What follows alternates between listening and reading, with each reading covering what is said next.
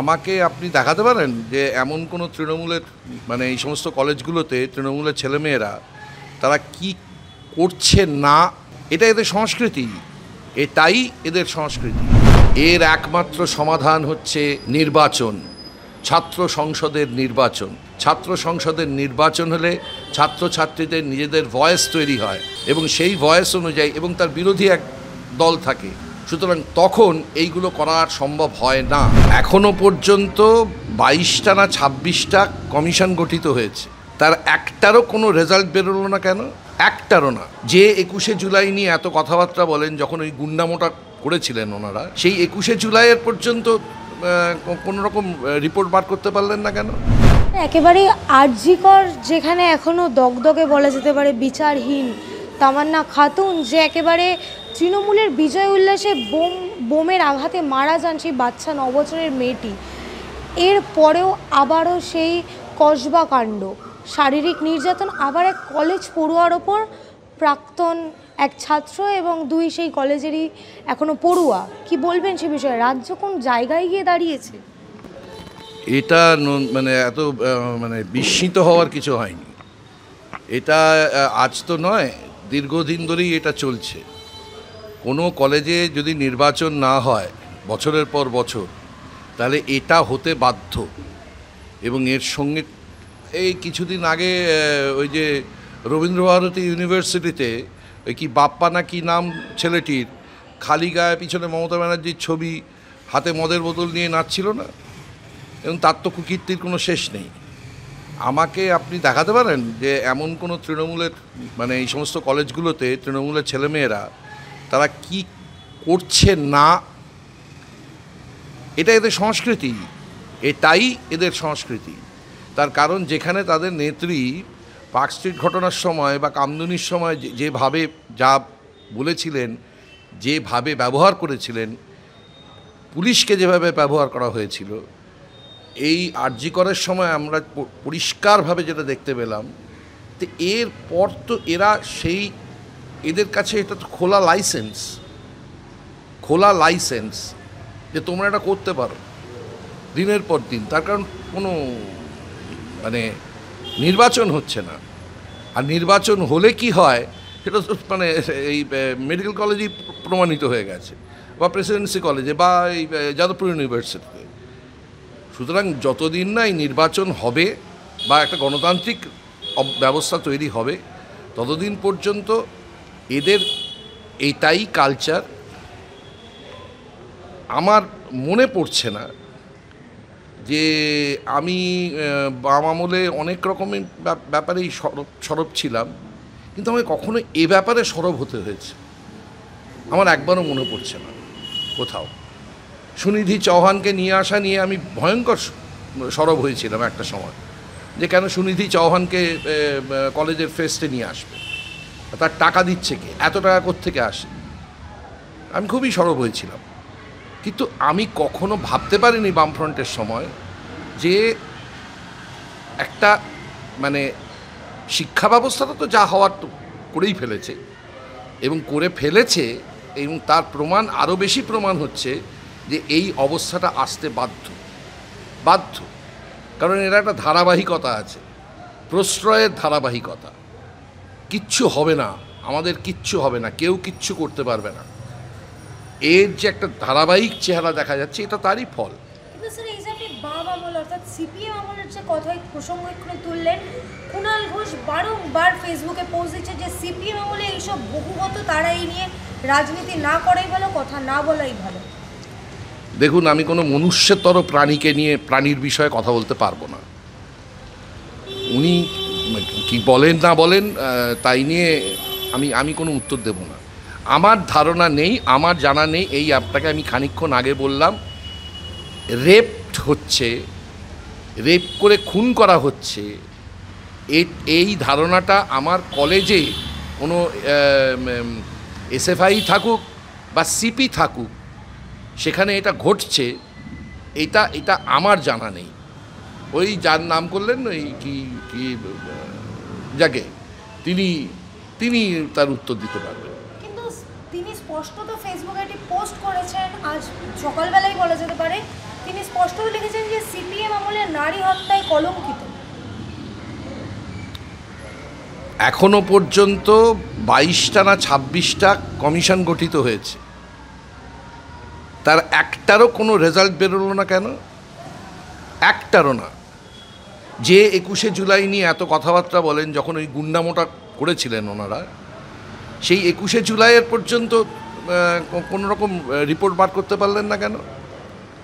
যদি হয়েই থাকে তাহলে তার রিপোর্টগুলো কোথায়? এতগুলো যে নিশ্চয়ই এ ব্যাপারেও করা হয়েছিল, যে মহিলাদের রেপ করে হত্যা করা হচ্ছে, নিশ্চয়ই করা হয়েছিল।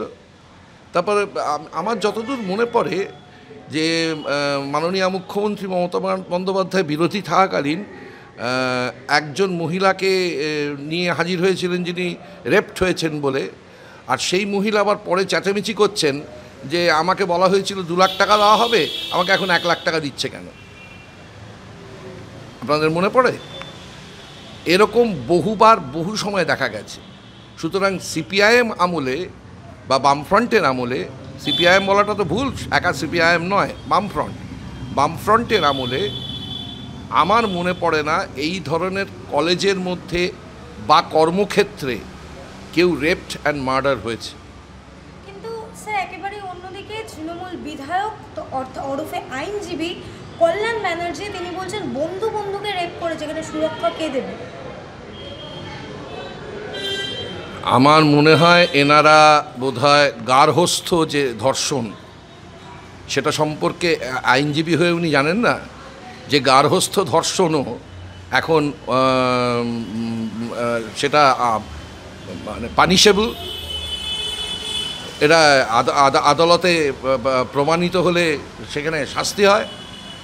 উনি একজন আইনজীবী, মানে পশ্চিমবঙ্গের এই মুহূর্তে তৃণমূলের তো বটেই, এবং আইন মানে হাইকোর্টের ভয়ঙ্কর বড় উঁচু পদে আছেন এবং দীর্ঘদিনের আইনজীবী, দীর্ঘদিনের অনেক বড় বড় কেস সলভ করেছেন। তা উনি জানেন না যে ইদানিং গার্হস্থ্য যদি কখনো ধর্ষণ হয় তারও শাস্তি হয়। সুতরাং বন্ধুকে রেপ করেছে, কে সুরক্ষা দেবে? আপনি দেবেন সুরক্ষা, আপনি একজন আইনজীবী হয়ে দেবেন, মহিলাদের সুরক্ষা দেবেন, এটাই আপনার প্রধান কর্তব্য। কিন্তু পুলিশ তো নিশ্চয়ই কলেজে মোতায়েন থাকবে না, তিনি প্রশ্ন তুলছেন। আমি আবার বলছি, এর একমাত্র সমাধান হচ্ছে নির্বাচন, ছাত্র সংসদের নির্বাচন। ছাত্র সংসদের নির্বাচন হলে ছাত্রছাত্রীদের নিজেদের ভয়েস তৈরি হয় এবং সেই ভয়েস অনুযায়ী, এবং তার বিরোধী এক দল থাকে, সুতরাং তখন এইগুলো করা সম্ভব হয় না। যতদিন না নির্বাচন হবে ততদিন পর্যন্ত এটাই চলবে। এর সঙ্গে সঙ্গে তো এই যেমন এই 12 বছরে একজন মাত্র, যদিও প্রসঙ্গটা অন্য, একজন মাত্র পাবলিশার, তিনিই পশ্চিমবঙ্গের সমস্ত স্কুলে বই দেন। তিনি কি না 101খানা না 2খানা মমতা বন্দ্যোপাধ্যায়ের কবিতা ছেপেছেন বলে, কবিতার বই ছেপেছেন বলে তিনিই দেন। ওই যে আবার কোনো নির্বাচন নেই, কোথাও কোনো রকম কি বলবো, মানে ওই ওই ওই কোনো আইন নেই তো। আইনের শাসন বলতে যা বোঝায় সে তার কোনো জায়গাই নেই। তুমি তৃণমূলী হলে তোমার জন্য সব আছে, আর তুমি তৃণমূলী না হলে তোমার জন্য কিচ্ছু নেই। জিবি মিটিং করে কলেজের পক্ষ থেকে সিদ্ধান্ত নেওয়া হয়েছিল 45 ডেজ ওই ছেলেটা কাজ করবে সেই কলেজে। সেই জায়গায় দাঁড়িয়ে কল্যাণ ব্যানার্জি বলছেন প্রাক্তন হোক বা যাই হোক সে তো ছাত্র কলেজে। তো সন্ধেবেলায় কি করছিল ওখানে? যেখানে আপনিও বলেন আরও একটা কথা, এর সঙ্গে আরও একটা কথা হচ্ছে যে কোনো উপাচার্য নেই তো,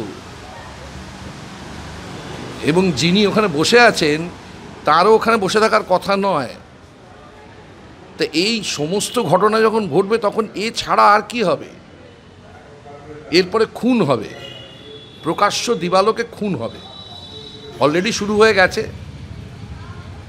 বখরার হিসেব নিয়ে। এবার তাই হবে, এবার কলেজেও হবে যে তোরা একা কেন টাকা তুলবি, একা কেন খাবি, আমাদের কেন দিবি না? কারণ মানে সারা পশ্চিমবঙ্গ জুড়ে যে পরিমাণ টাকা তোলা হয় এই ছাত্র সংসদের, এই ব্যাপারে আমিও খুব, ওই যে বললাম সুনীতি চৌহানের সময় আমি খুব সরব হয়েছিলাম যে এই টাকাটা পায় কোত্থেকে এরা, এই টাকাটা তোলে। তো এইটাই ঘটবে, এরপর খুন হবে, মানে বখরার হিসেবে খুন হবে। স্যার, সোশ্যাল মিডিয়া আমরা একাধিক চিত্র দেখতে পেয়েছিলাম ইতিমধ্যেই, সেই প্রাক্তন ছাত্র যিনি এখন আলিপুর কোর্টের ক্রিমিনাল নিয়ে প্র্যাকটিস করছেন, ক্রিমিনাল ল নিয়ে, সেই ছাত্র অভিষেক ব্যানার্জির সাথে ছবি, চন্দ্রিমা, অর্থাৎ তৃণমূলের একাধিক মাথা যারা বলতে পারে তাদের সাথে ছবি। না, আমি তো কালকে দেখলাম ও নাকি খুবই নিম্নস্তরীয় একটি নেতা, শুনলাম ওই তৃণাঙ্কুর বলে যে ছেলেটি আছে সে বলছিল বসে বসে, খুবই নিম্নস্তরীয় একজন নেতা। তা ওনাদের নিম্নস্তরীয় নেতাদের দেখা যায় মন্ত্রীটন্ত্রীদের সাথে। কিন্তু এই নিম্নস্তরীয় নেতা হওয়ার পরেও ফিরহাদ হাকিম বলছেন যে সে তৃণমূলের সমর্থক হতে পারে, কিন্তু তার সাথে তৃণমূলের কোনো সম্পর্ক নেই।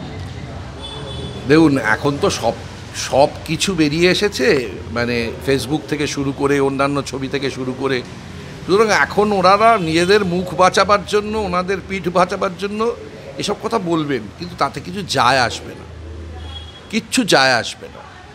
ওই কোর্টের কাছে যখন যাবে তখন এই কথাগুলো যেন গিয়ে জাজের সামনে বলে, তারপর অন্যান্য লোক যেভাবে প্রমাণ দেবে, তারপর জাজ কি বলেন সেইটা বোধহয় হাকিম সাহেবের শোনা দরকার। স্যার, একেবারেই শেষ প্রশ্ন, রাজ্যে এই অবস্থা, একের পরে খুন, ধর্ষণ, চাকরি চুরি, রাজ্য সরকারের পক্ষ থেকে ডিগে দেওয়া হচ্ছে না, সেই জায়গায় দাঁড়িয়ে মুখ্যমন্ত্রী দীঘায় জগন্নাথ দেবের রথ টানছেন। তার কি করবেন? আর কোনো কাজ নেই তো। ওনার কাজ একমাত্র কাজ হচ্ছে কে ভালো টাকা তুলতে পারে তাদেরকে ঠিক ঠিক জায়গায় বসানো এবং পুলিশ দিয়ে প্রোটেকশন দেওয়া। আর কোনো কাজ আছে? আর কোনো কাজ করেছেন এখনো পর্যন্ত মাননীয় মুখ্যমন্ত্রী? এই পশ্চিমবঙ্গে কোনো রকম কর্মসংস্থানের ব্যবস্থা করেছেন? উনি বলেন 10 লাখের চাকরি দিয়েছি, 15 লাখের চাকরি দিয়েছি, তা সেই পদগুলো শূন্য পড়ে আছে কেন?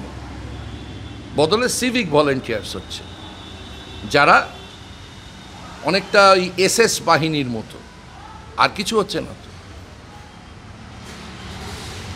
কিন্তু পুলিশের পক্ষ থেকে কিন্তু কালকে আমরা খুব অ্যাক্টিভনেস দেখতে পেলাম, যখন বাম সমর্থক SFI যখন একেবারেই কসবা থানা ঘেরাও অভিযান করেছিল, সরবরে লাঠিচার্জ আমরা দেখতে পেয়েছিলাম। যেমন নির্দেশ এসছে, নিম্নস্তরীয় একটা লোককে, নেতাকে, তার বিরুদ্ধে মানুষ সরব হয়েছে, তখন তাকে বলা হয়েছে যে ও নিম্নস্তরীয় নেতা হলেও ধরে প্যাদাও, লাঠিচার্জ করো। এবং লাঠিচার্জটা করেছে হচ্ছে ছাত্রছাত্রীদের ওপর, যুবদের ওপর করেছে। সংস্কৃতি, আবার বলছে, এটা সংস্কৃতি, আর কিচ্ছু না।